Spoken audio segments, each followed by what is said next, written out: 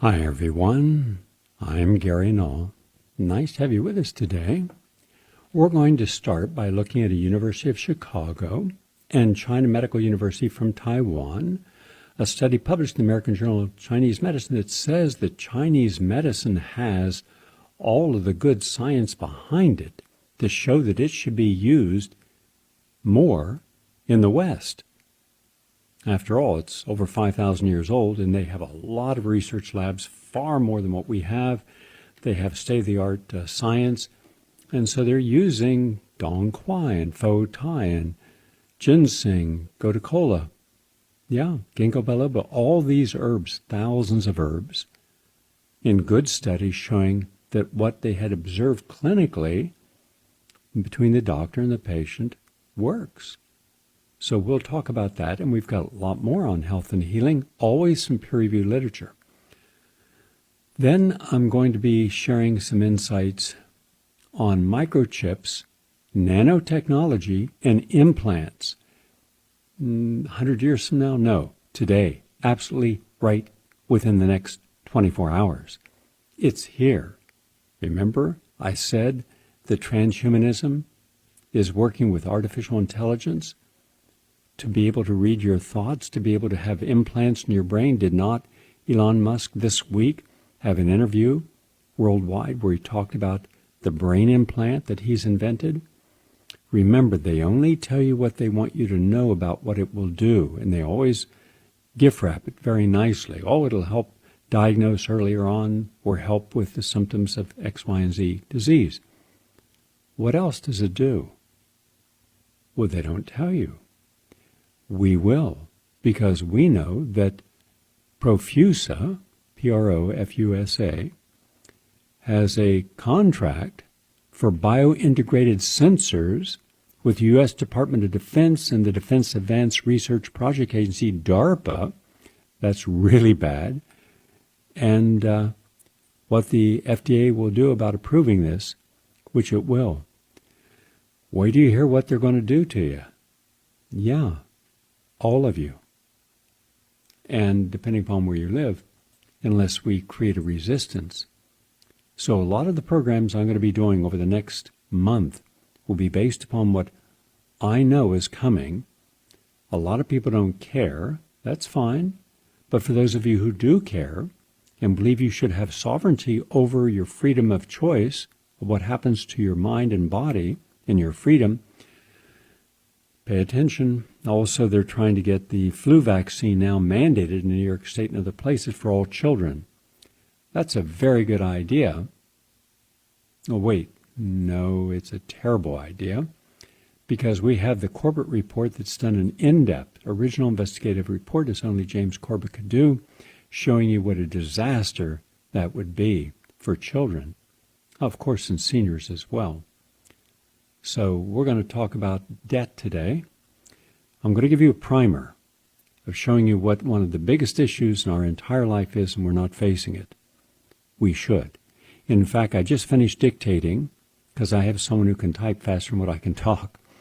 And so I dictate a lot of my articles, and it'll be ready on Monday or Tuesday.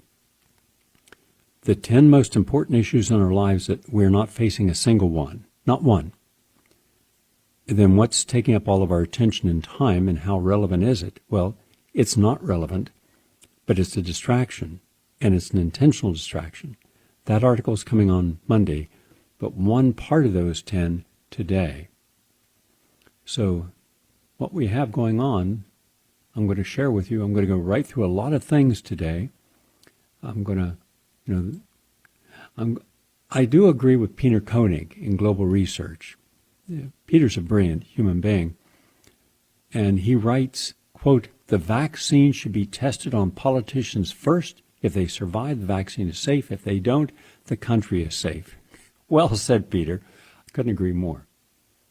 So we're going to deal with a lot of issues in quick succession today. And also Jonathan Haidt. We're going to share his insights on safe spaces and the stifling of vigorous intellectual debate, which we need. He did an interview we'll take a small part of that interview for today. And also, do you remember the media? We predicted it. We said they'll tell you that there was only 3,000 or 3,500 people meeting him in Berlin. These were all neo-fascists, Nazis, right-wingers, alt-right, Trump supporters. And that's exactly what they reported. So we wanted to get the footage, the actual aerial footage that counts. They were not off by much. They said 3,500. We counted nearly 1 million. But then again, that's the mainstream media. It's never honest. And no, these were not principally fascists, neo-Nazis. These were citizens from around the world, almost all the countries in the world. And they were there to learn about freedom of choice and health. They were there to learn about the dangers of 5G and electromagnetic frequencies, which we'll talk about today, and their danger. And also the digital currency, which we don't want. Trust me, everyone, you do not, under any conditions, want a digital currency. You want to be able to keep your gold and silver and dollars, because if they control the currency, they control every single aspect of your life. If they put you on one of their lists, like China does, then they can prevent you from traveling. They can prevent you from going any place, buying food. So we're going to deal with this. None of this is conspiracy theory. It is all fact. But we always start with something upbeat and positive that can impact all of us. In developed nations and Eastern countries, Western medicine is almost always used. Okay, I guess that's a good thing, unless it's 88% of what we use, which fails miserably. How do we know? Well, we did the article, and I suggest you read it, Death by Medicine. And now there's a new publication out, and it's the World Death Clock. It shows you how many people die around the world each year from which conditions. And we're right at the top in the United States of killing more people using medications or improper medical diagnosis or procedures than anywhere else in the world. It can go anywhere from 600,000 up to 1 million. And we have proof of that. So if we're saying that everybody should be covered by insurance, I agree, but they should be able to get therapies that don't kill them. And that means using alternative and complementary medicine that has been proven by at least 10 qualified studies in the peer-reviewed literature on PubMed, the Library of Medicine, the government's official place. Then nobody can say, well, this is just kind of alternative or quackery, mimicking the words of the people on Wikipedia, the skeptics. No, we have to pay attention to Chinese medicine, that which is published in the peer-reviewed literature, because it has phenomenal results helping with chronic diseases, diabetes, cancer, heart disease, dementia, Alzheimer's, and gastrointestinal conditions. That's what this study said from 2 separate universities. So that's good. From Maharishi Khan University in Taiwan comes a study about the citrus peel, orange peel, grapefruit peel, lemon and lime.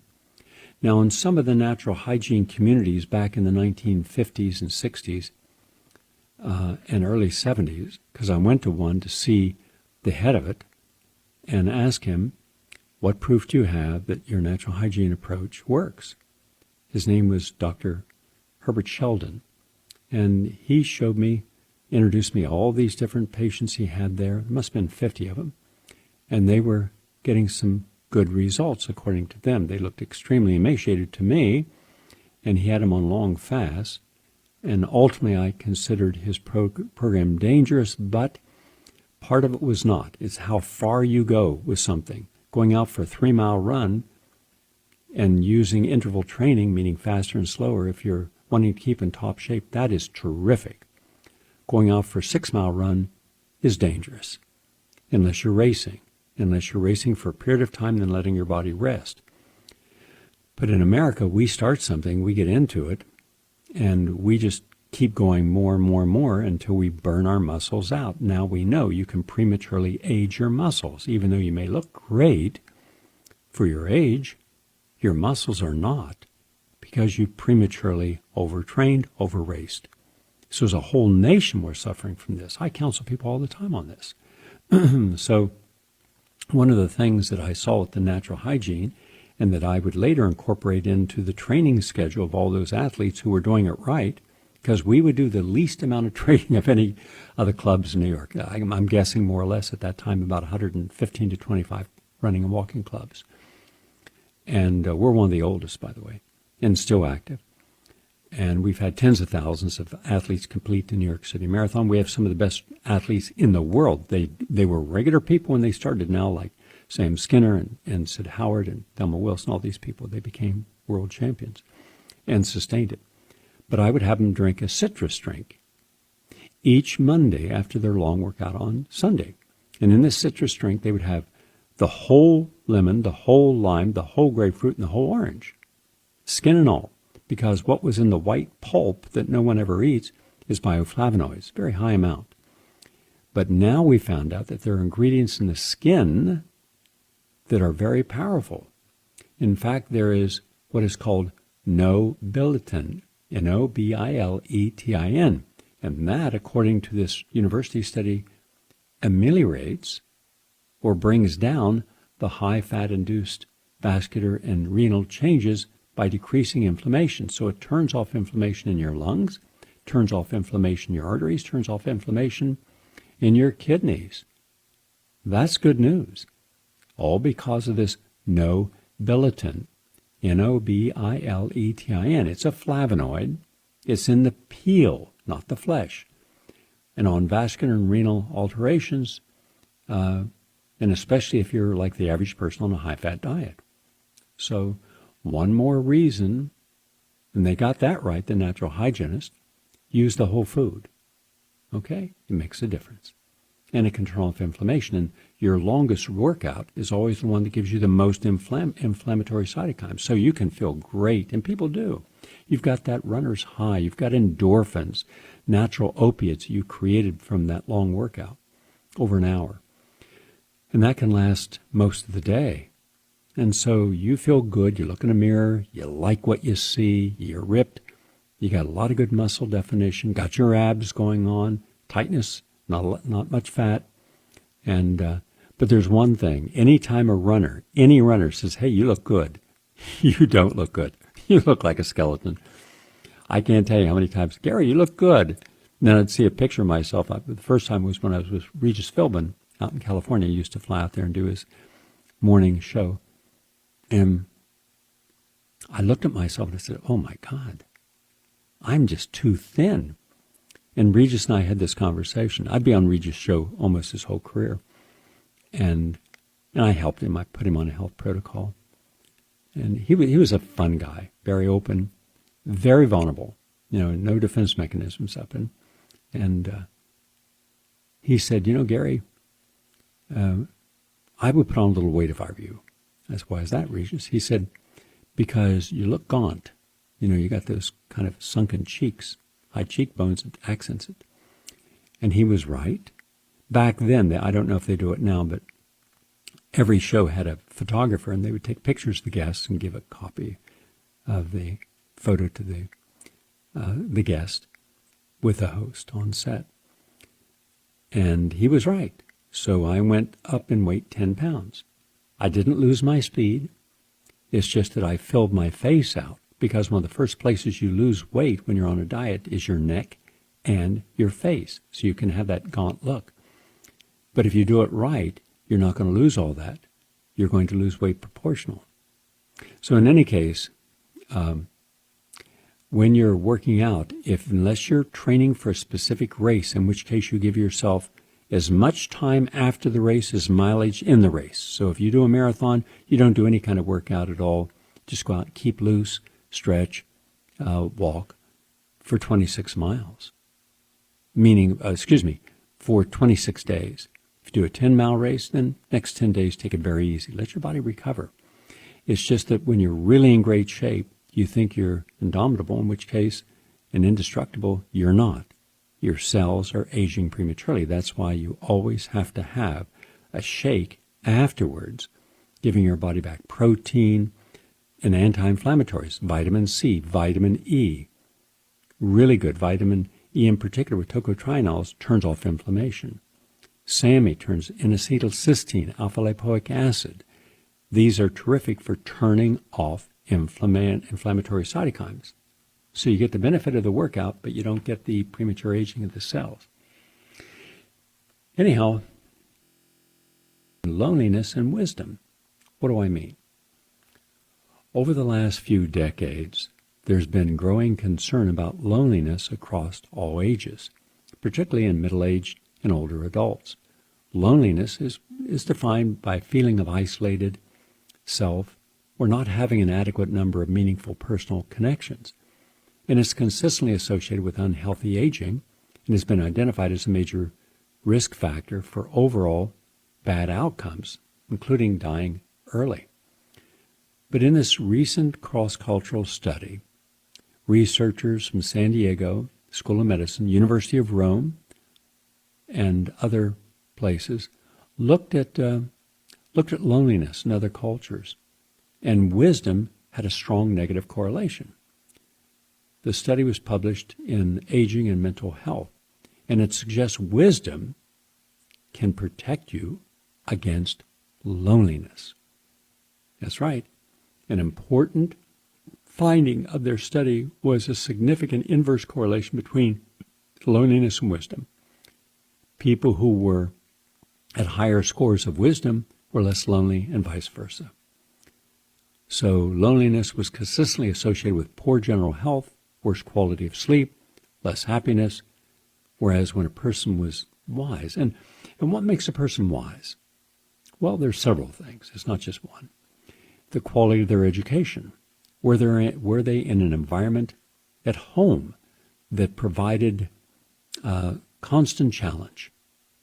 In having an animal sanctuary for almost my entire adult life, one of the most important things you have to do for those creatures you've rescued and now you want to get them a home for life, they almost always have been in abusive places, is you have to have them feel safe, loved, and then one day you start seeing they're playful. And like, I'll give you an example with a monkey, a shy monkey that's been abused, probably in a breeding camp, which are terrible. So you put her in with one other monkey, a female, if it's a female, because they bond, and they'll hide in a corner. They'll stay inside of a little box. They won't come out because they're so afraid. But it's the other monkey that gets them to come out. And then they start, it might take them 6 months just to be able to touch your hand. But then once they see that you're there to share love, and then you start playing with them, they see you play because they see what you're doing with the other person, hugging, grooming, playing. Then they want to be a part of it. But it's a slow process. And one day, they want to be, they want you to take their tail and bring them around in circles, and much like you do a kid. Suddenly they come out of that, and then they want to see where's the food. So they'll start going through your pockets. Well, one of the things you do for what is called enriching an environment, you have to constantly realize that they're like kids. So you have to constantly be showing movies, animal movies, and not bad movies, fun movies. And then you play music that they like, and that enriches their environment. And then you take food and you stick it, treats, and you stick it in different pockets, and you tie the whole thing up in knots, because they love just sitting there unraveling that and finding, when they finally open up the knot and they find the pocket and they unbuckle the pocket and they reach in there and they find themselves with a walnut, and they'll laugh. That's fun to them. So anytime you grew up in an environment where it's an enriched environment, where you have a mother, father, others, aunts and uncles, grandparents, that provide a stimulus, and that's one of the wonderful qualities of all cultures around the world. The older men and women are always considered the wiser ones because they've had a life of experience. They've gone through all kinds of traumas and crisis and loss, so they can help you understand what you're facing, the transitions of life. But if you live in an isolated or protected or a bubble environment, as a whole generation, 2 generations have, and now a 3rd generation, then you don't really have the experience of the world and how to cope with these things. So you just withdraw within yourself. So we want to help people by reading, by listening to classical music and writing and creating. Because one of the best ways in the world to up your wisdom skills is creating something from scratch that you're mastering. It takes discipline, it takes focus, it takes attention. Be active, not passive. It is in active participation in life that is challenging that you develop that innate wisdom. Just something to think about, because that's one way we can help people with loneliness. And finally, from St. Michael's Hospital in Toronto, published in the peer-reviewed journal Thorax, cannabinoids are associated with the negative respiratory health effects in older adults with COPD. This researchers published the first data on the impact of cannabinoids on respiratory health of individuals with COPD. And by the way, for those of you who are not aware of it, we have new listeners every day to this program. The cannabinoids, cannabinoids, that's a class of prescription pills that contain synthetically made chemicals found in marijuana. They're associated with a 64% increase in death among older adults with chronic obstructive pulmonary disease, according to the first published study on the impact of cannabinoids on respiratory health in individuals with lung disease. So we have to look at everything before we start a protocol to see, is this right for me? And a lot of people have been told, well, smoke marijuana if you have these conditions because of lessen pain. Well, what if in the process of, yes, lessening pain, you also increase your prospect of death or lung cancer or a cancer elsewhere in the body?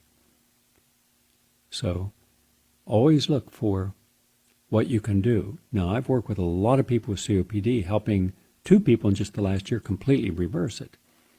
And COPD is a progressive lung disease that causes difficulty breathing and chronic production of a non-productive cough. And it's generally associated with a wide variety of respiratory conditions like chronic muscle pain and insomnia. So what you want to do is you want to take into the diet everything that is in juice form, like your green juices, and in seeds, like sunflower, pumpkin, and sesame seeds, and in a plant-based diet, and clean water, that in allowing exercise that allows the inflammation to be turned off. Vitamin C turns off inflammation. That's your number one. Simple things can make a difference.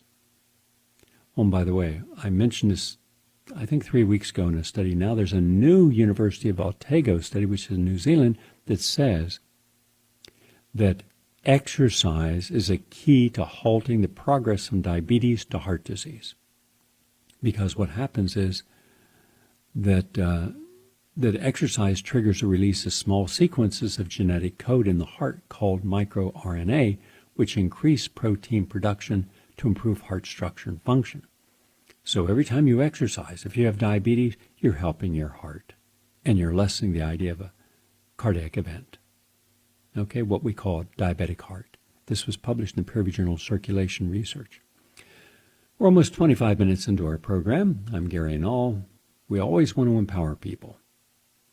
And I want to leave you, before we take our break, with this. This is from Common Dreams.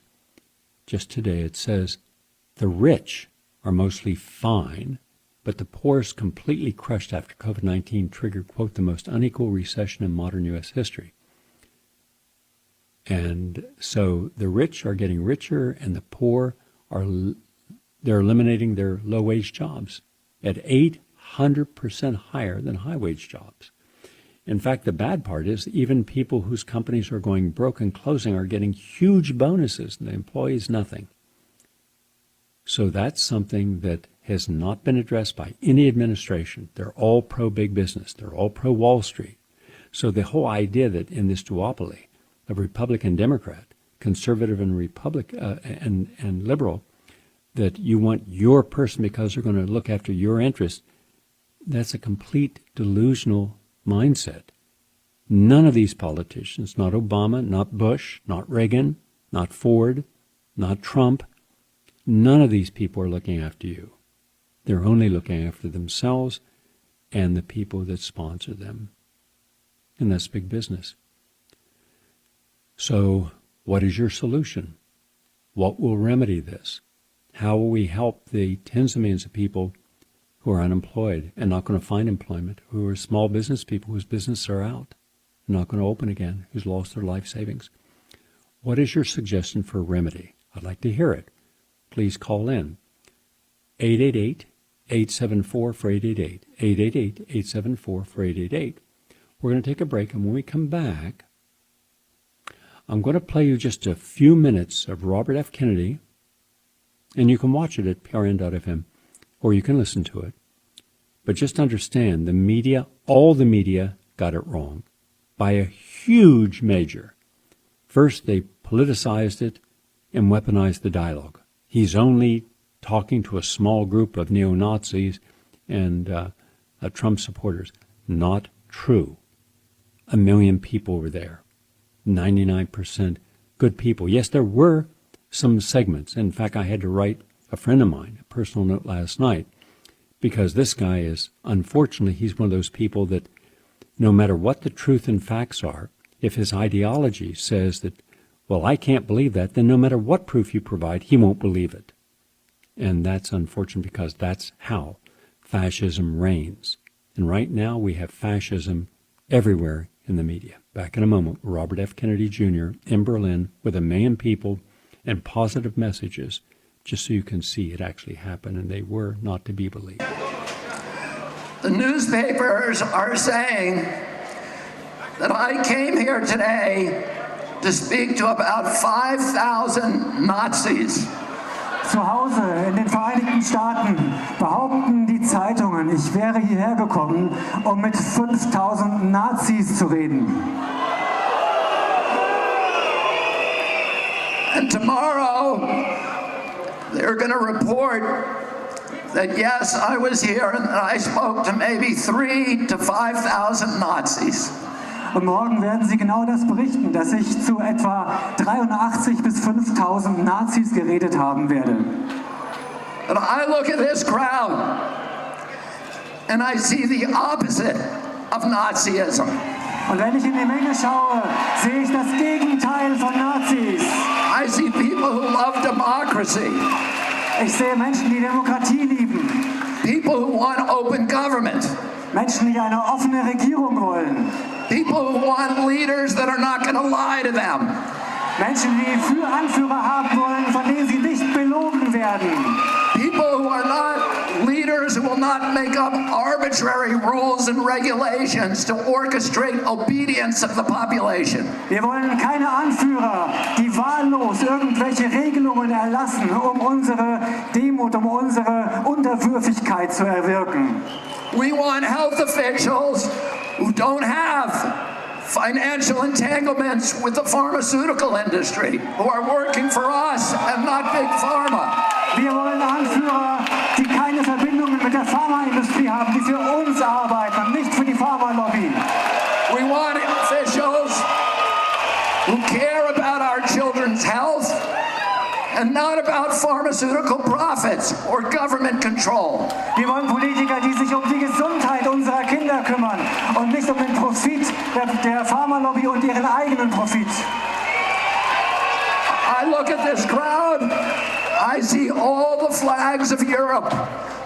I see people of every color.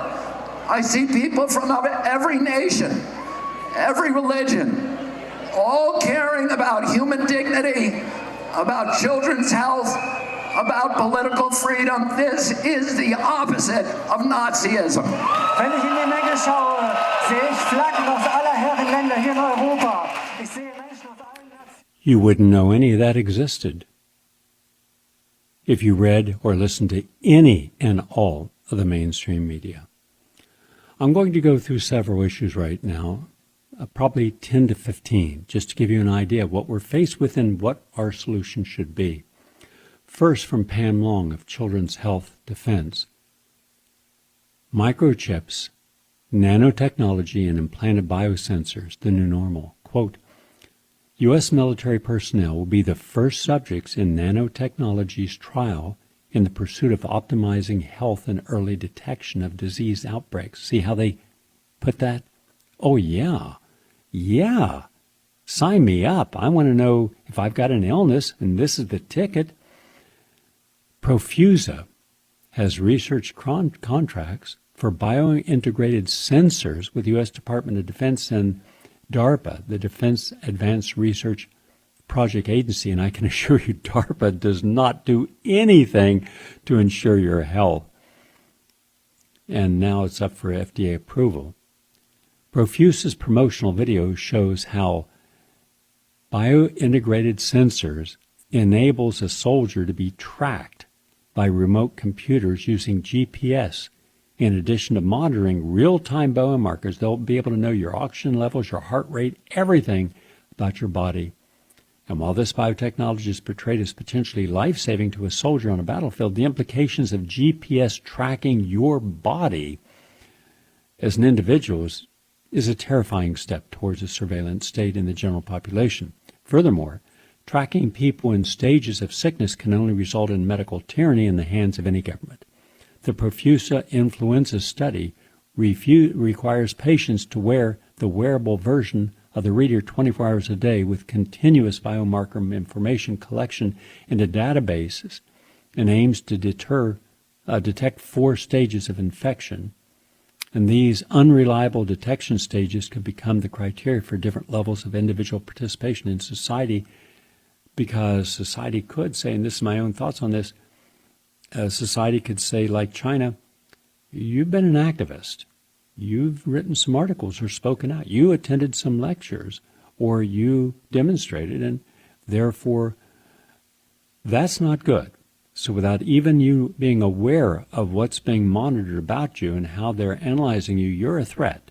Now, they've already had the FBI. We know this for a fact because Wikipedia or WikiLeaks, Julian Assange, released the confidential information about how the FBI had infiltrated every Occupy Wall Street group.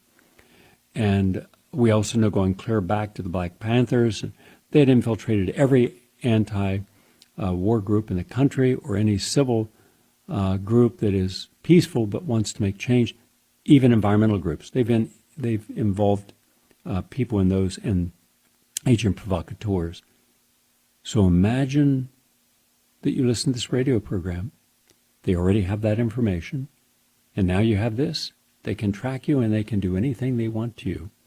Now add in that the whole new idea of reading your mind, reading your brain by attaching a chip into right by your spinal column. You think that artificial intelligence and transhumanism couldn't possibly figure out what I'm thinking or what I've thought. Yes, they can, because everything you've ever thought, ever said, ever done in your life is in your neurons. It never leaves. As a result, these memory cells can be downloaded. Yeah, how would you like that? How would you like the government or private corporations to know everything you've ever thought, said, or done in your life? So this is here now. Nanotechnology has 3 components: an inserted sensor called hydrogel. That's a light-emitting fluorescent sensor reader on the surface of the skin, and the electronic software component that transmits it to an online database.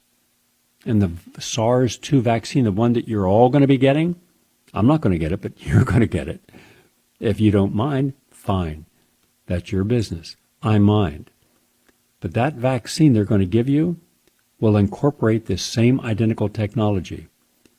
Yes, and there is no information on how the technology could be removed, if at all. Once in you, these tiny biosensors that become one with your body. You can't get rid of them. You can't turn them off, and you can't take them out. The nanotechnology research at DARPA is very controversial and aims to create super soldiers with artificial intelligence that gives enhanced capabilities to humans, like heightened senses and tenfold vision and extraordinary, strength, just like you've seen some of those sci-fi films. Yeah, well, that's what they're doing. The neuroengineering system design, it's called. It aims to develop an implantable neural interface able to provide advanced signal resolution and data transfer bandwidth. That means they can control every thought, they can program you to do what they want to do, and you will not have the ability to resist it. So now the vaccines could be the Trojan horse for worldwide adoption of nanotechnology. The Institute of Soldiers Nanotechnologies at MIT and the U.S. Army Medical Research Institute of Infectious Disease are researching the use of nanotechnology-based adjuvants in new vaccines for the military against malaria, tuberculosis, HIV, and Ebola. But it's going to be involved in our getting a standard vaccine. Just want to let you know what's coming at you. Also, if any of you have ever wondered, and I'm sure many of you have, why is it that some of these looters and some of the people engaged not in peaceful demonstrations, but rather in the violence, it seems to be orchestrated? There's just too many coincidences where they all show up at once. Well, according to the following from Farrah Stockman, she is a member of the New York Times editorial staff, quote, "On the last Sunday in May, Jeremy Quinn, a furloughed photographer in Santa Monica, California, was snapping photos of suburban moms kneeling at a Black Lives Matter protest when a friend alerted him to a more dramatic subject looting at a shoe store about a mile away. He arrived to find young people pouring out of the store, shoe boxes under their arms, but there was something odd about the scene. A group of men dressed entirely in black milled around nearby, like supervisors. One wore a creepy rubber Halloween mask. The next day, Mr. Quinn took pictures of another store being looted. Again, he noticed something strange. And again, it was the men dressed in black. And he had a crowbar, and he walked up and broke a window, but he didn't take anything. Mr. Quinn began studying footage of looting from around the country and saw the same black outfits and in some cases the same masks. He decided to go to a protest dressed like that himself to figure out what was really going on. He expected to find white supremacists who wanted to help re-elect President Trump by stoking fear of black people. What he discovered instead was true believers in insurrectionary anarchism. To better understand them, Mr. Quinn, a 40-something theater student who worked at Univision until the pandemic, has spent the past 4 months marching with Black Bloc, BLOC, anarchists in half a dozen cities across the country, chronicling the experience on his website, Public Report. He says he respects the idealistic goal of a hierarchical free society that anarchists embrace, but grew increasingly uncomfortable with the tactics used by some anarchists, which he feared would set off a backlash that would help get President Trump reelected. And then he goes on to talk about how these people are true anarchists. I told you this some time ago, that once you make the mistake of conflating peaceful demonstrations, which I fully support, have engaged in myself and led hundreds of demonstrations, that thousands upon tens of thousands of you have participated in. Remember the 8,000 people in this audience who marched to Washington, D.C. over 10 days, peacefully, well-organized, and we made our message, and that became the message that was spread clear across to the United States about the dangers of GMOs. That's where it originated. All the articles and the documentary that came from that helped people make up their mind about how good organic and locally grown was and how dangerous GMOs were. History has shown and science has shown we were right. Just look at the lawsuits lost by Monsanto and now Bayer because it caused cancer, their glyphosate. Now there are 80,000 lawsuits against Bayer. We were talking about that then, but the media wouldn't touch it. The New York Times, nobody would touch how bad Monsanto was. We were right, they were wrong. But we only knew we were right after documents came out in trial. So what I'm saying now is this. There's a small but growing movement, professionally orchestrated, to bring down all institutions in America. Now this guy says that he's happy about bringing down these, but he just doesn't like the way it's being done. So what happens when the public sees a protest and then sees the violence, they assume that the people in the protest are also engaged in the violence. That's not true. Most people in protests are peacefully protesting. They be loud and they can, they can be strident, and that's fine. That's their right. But that doesn't mean that they're an anarchist and they're going to go and loot and steal from someone. That doesn't mean they're going to go into a minority neighborhood and burn down all the small businesses they did in Ferguson. But they're a group of people who are. And yet Jerry Adler would have us believe in others didn't exist. Well, it does exist. But just keep in mind, once you allow that to happen, and you don't take steps to stop the anarchists from this destruction, then there's a point to where you can't stop them. So just keep in mind, they're out there, they're well organized, and finally the New York Times drops a story. Not because it did anything to uncover it, which it could have. Someone had to give them the story. Wow, what great journalism. We'll give you a story and maybe you'll do something with it. So that's the truth about a lot of that anarchism. And by the way, if you want to see anarchism at its fullest, go back and look at the history, read about the history from, let's say, 1790 to 1793 in France, where in order to challenge the inequality, they destroyed the society. Nothing better came from it, if you know your history. Also from other words by Philip Bennis, quote, the Pentagon took money for pandemic and bought weapons. That's right, they were supposed to use it properly, and the Pentagon used it on weapons. Will anybody be held accountable for the $1 billion they took from the stimulus that then went, instead of buying masks and other protective equipment for the pandemic, it went for weapons manufacturers? No, nothing will happen. Not in an unaccountable society. And that's unfortunate. I mentioned that Anthony Fauci's been called a fraud. Well, I found the individual statements, and there's a lot of them. And I want to read you a couple of the statements because I was there, I was writing about it, I was doing 5 award-winning documentaries, I did over 100 broadcasts, I did press conferences, and of course, most importantly, I was treating for free 1,200 people with full-blown AIDS and reversing all AIDS, including HIV status, in 15 of them, all documented. That's why I ask you to watch the documentary. It's free. It's up on prn.fm. AIDS is not a death sentence. In any case, here are some people at the time who were yelling back at Fauci. And this just happens to be a Nobel Prize winner, Dr. Kary Mullis, who discovered the PCR. That's his invention. He won the Nobel Prize in 1993 in chemistry for that. And he said that much of what Fauci and others were doing was not real science. It was political science, economic science. And then I'll give you one of his statements here. He says, if you think a virus is the cause of AIDS, dual control with it. To dual control is the first thing you teach undergraduates, but it hasn't been done. The epidemiology of AIDS is a pile of anecdotal stories selected to the virus AIDS hypothesis. People don't bother to check the details of popular dogma or consensus views. By the way, he has a lot of good statements.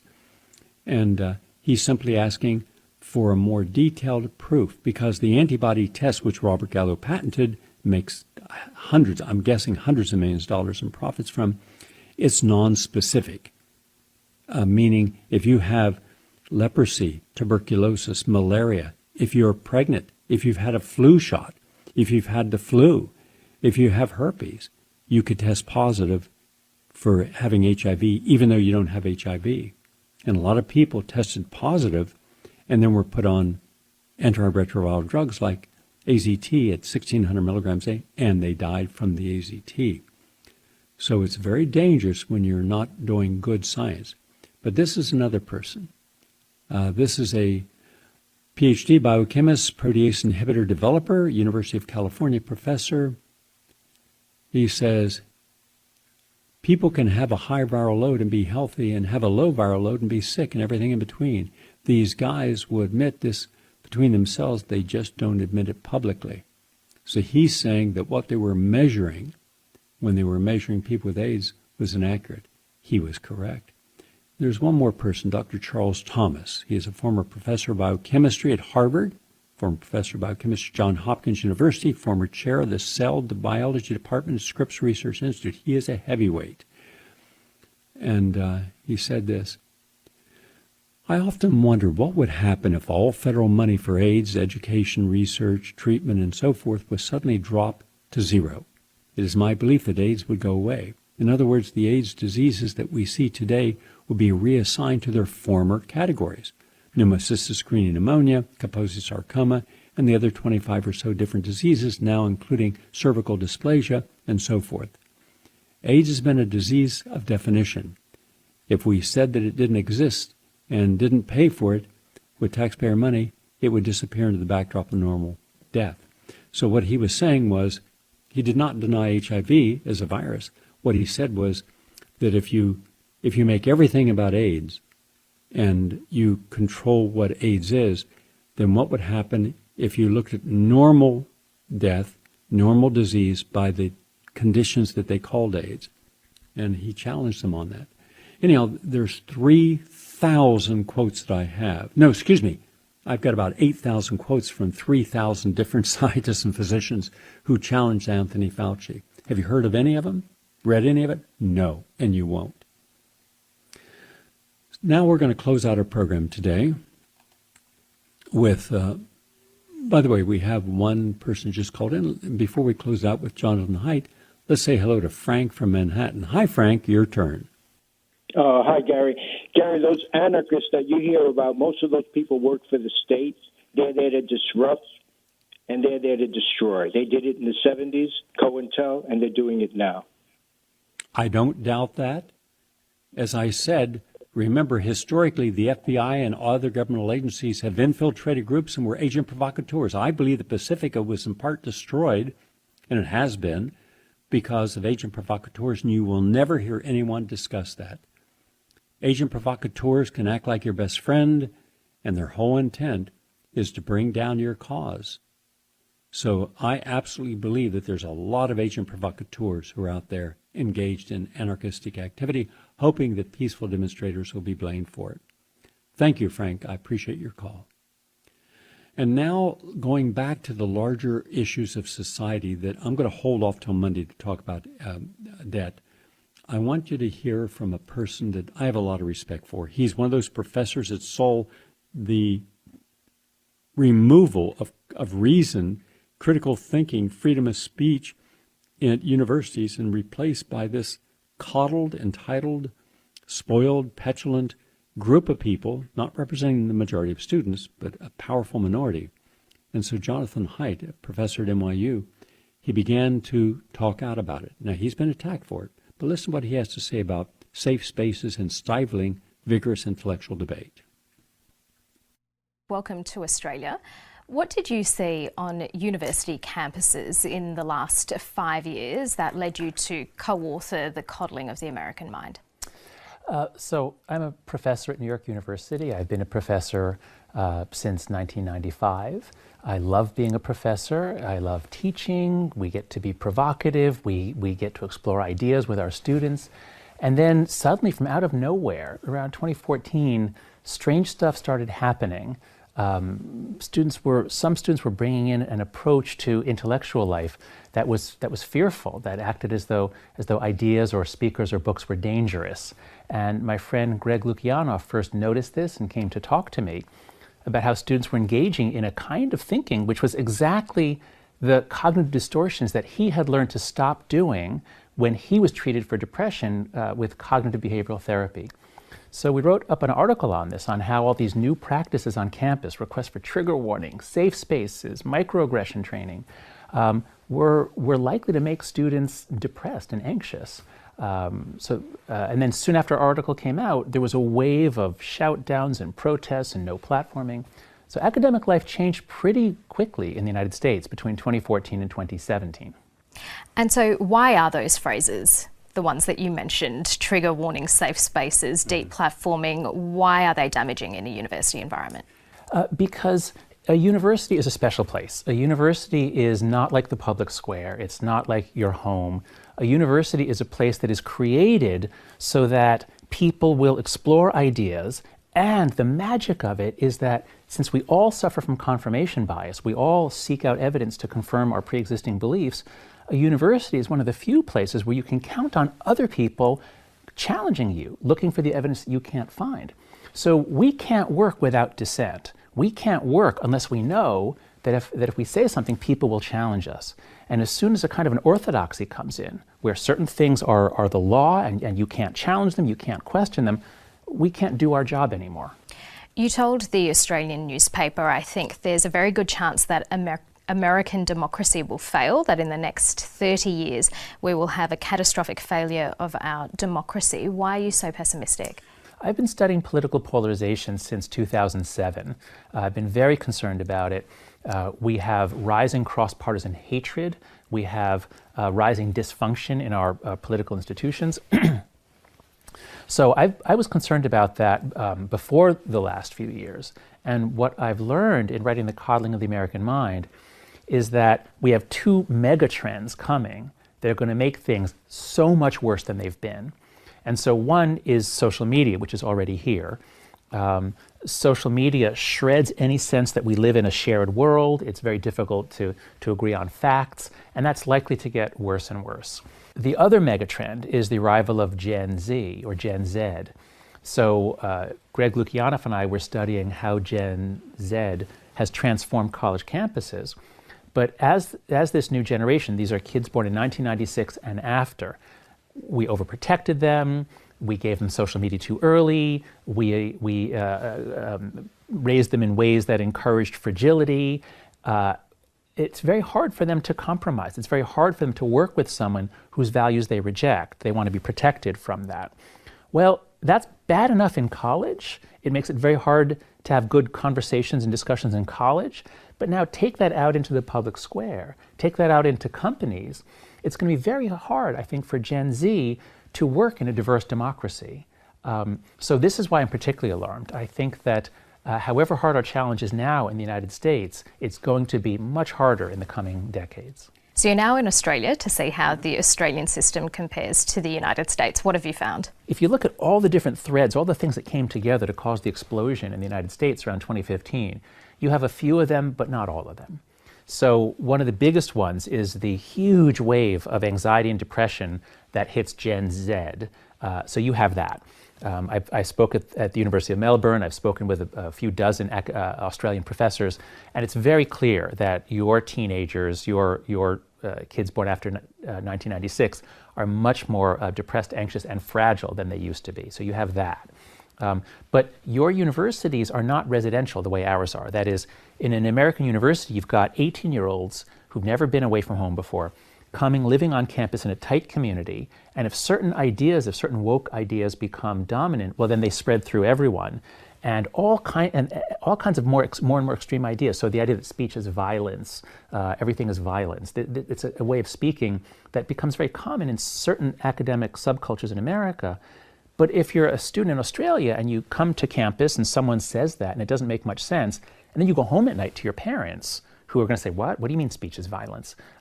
So I'm not seeing the sort of the extreme politicization, sort of the aggressive, the sort of the aggressive wokeness that we have on American.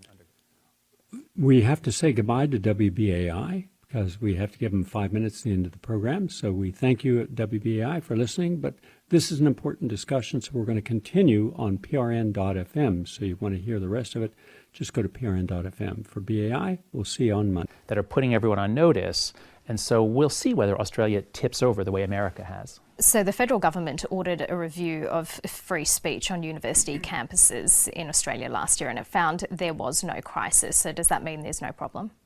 To say there's no crisis just means that we're not in a state of red alert. We're not in a state where emergency measures are required. And so if that's what that statement meant, then it seems to me that that's true. It's not a crisis. But it's pretty clear that, whatever metaphor you want, the raindrops are beginning to fall, so the storm is on the way, perhaps. I think that might be a good way to put it. I've heard enough stories from Australian professors that I would say this. If you do nothing, if your university establishment says, oh, there's no crisis, back to business as usual, in a few years, I think you will find yourselves in a university setting in which people are much more afraid to speak honestly. I think the trends are coming here. I want to talk about modern parenting methods because My it's favorite topic. yeah, in particular the overprotection of children. If parents are working harder and longer than ever, how are they also spending more time with their children? It appears now that we're all putting in too much time. I don't mean to say that quality is not important, but in America we have what you might call an epidemic of overparenting. So kids need a secure base. Attachment theory in psychology tells us kids need a base that they can trust, they know that someone loves them. But the whole point of having that secure base is so that they can then go off and explore. They have to encounter things on their own, they have to take risks, and when things go badly, they can come back to the home base. But what if we never let them off the home base? Then they don't develop. And that, I believe, is what we've done to our kids in the United States. But if safetyism means that there are fewer teen pregnancies and less young people drinking, isn't that a good thing? If all else was equal, yes, of course a decline in teen pregnancy is a good thing. But it appears that that's not that our kids are normal, they're just being more responsible about sex. It's that our kids are not normal, they're not going out with each other, they're not dating, even in their 20s, they're not falling in love, they're not forming marriages. So yeah, there's a decline in pregnancy, and that's a good thing, but there's a decline in many forms of sociality, including many that are necessary for happiness. So the millennial generation is having a bit of this problem. They're having difficulty finding love, and they're having a lot less sex than previous generations. But Gen Z, it looks like, is going to be much more extreme, much less love, much less sex, much more depression, anxiety, and loneliness. Yeah, your research has determined that that combination of overprotection from parents as well as social media has led to skyrocketing in suicide rates and depression and anxiety, particularly amongst young girls. How are the two connected? The rise in depression and anxiety is massive. It starts around 2013 in the United States. And it hits girls mostly. All of this points to social media as one major cause. We think, Greg Lukianoff and I think that the overprotection that hit the same generation in the 1990s when they were younger is also a contributor. We don't know which is stronger. Because of the sex difference, we're confident that social media is a major cause, because girls use social media much more than boys.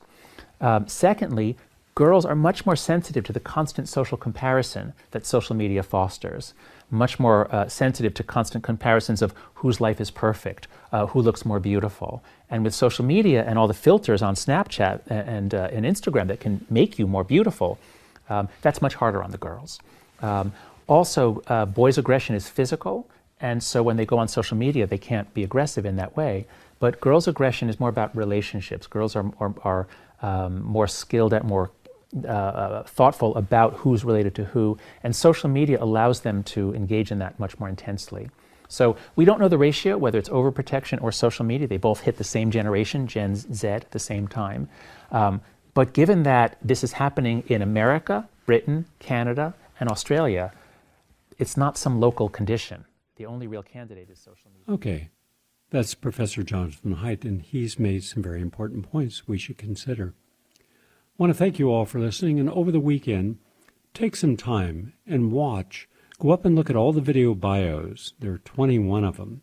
That'll give you an idea of what I've been able to do, and we're challenging Wikipedia for not including any of this information and providing false information. Lawsuits are about to come. We've had 74 articles we've written, 11 lawyer letters, and now we're going through defunding them. We're getting people all over the world, all over, Nobel Prize winners, top doctors, who have joined our petition because they also see the danger of Wikipedia and its biases.